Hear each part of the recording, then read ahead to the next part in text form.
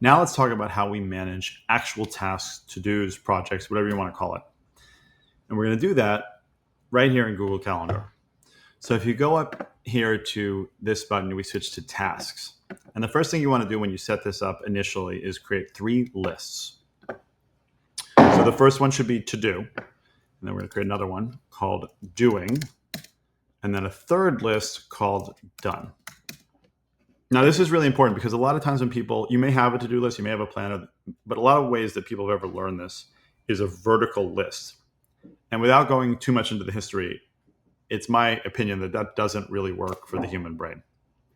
We need to have this sort of visual horizontal landscape where we are moving from left to right. We're going from to do to doing to done.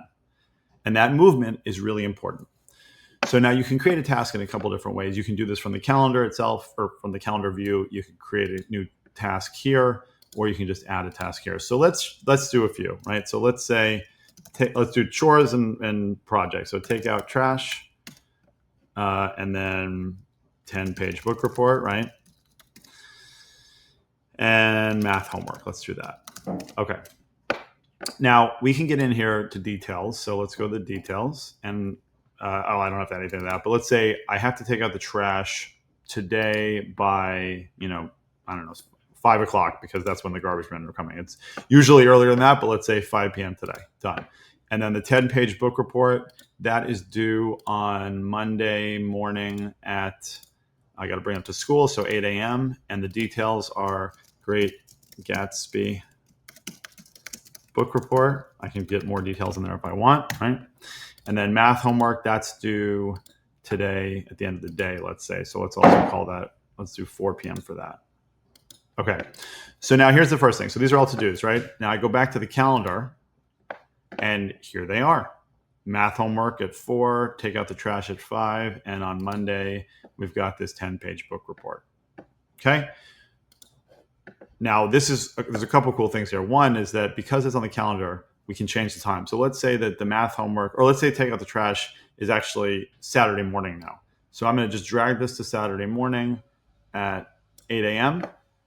And now if I go back to my to-dos, it's changed that due date to 8 a.m., which is really great. So this is totally dynamic. And again, we get that context of the things that are going on, right? So I have my gamer club at 11 o'clock on Saturday. So I definitely don't want to be doing that at that point. And, if this was here, I would know it would be a conflict. So I have that visual reminder. Now, the key here is that here's the to-dos, right? These are the things that I have to do. But what about doing? Well, so now we're coming up to time when I have to do the math homework. So I'm going to actually take this and bring it over here. And this is what I'm working on right now. And this is really key because what this does is it tells me visually where I need to focus right now. I don't have to worry about this list right now. I'm just thinking about this one. And what it also means is that if I get interrupted, somebody calls me or somebody comes in and says, hey, I need your help with this. If I go do that and I come back, I'm right back to here. This is what I'm doing. This is what I'm on right now. And that's where the focus is. And you might decide like, hey, I'm not going to be able to get this done right now. So I'm going to move this back to do. Ideally, want to keep moving forward, right? And when we're done, we move this over to done. And we can even check this off and say it's a completed task. Great, right? Well, and that's your choice, by the way, if you want to actually mark it completed. In my opinion, moving it to done is fine. If you mark it completed, it won't show up on your calendar anymore and all that stuff. But the reason that this is so important is that moving this from doing to done rewards your brain. It feels good, even if it's a small task, because now you've seen it's done, and you know that you don't have to deal with it anymore. Now we can get into this even further, where as we talked about with Magic Do, you can break this down, right? So I have this 10-page book report.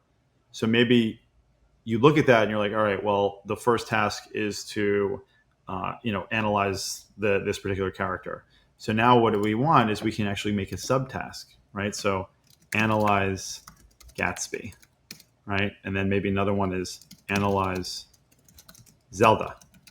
So now we know what the project is here, and we can brag these individual subtasks over here. So at all times, we can focus on what we are doing at any given time, and it keeps it in real-time context in our calendar.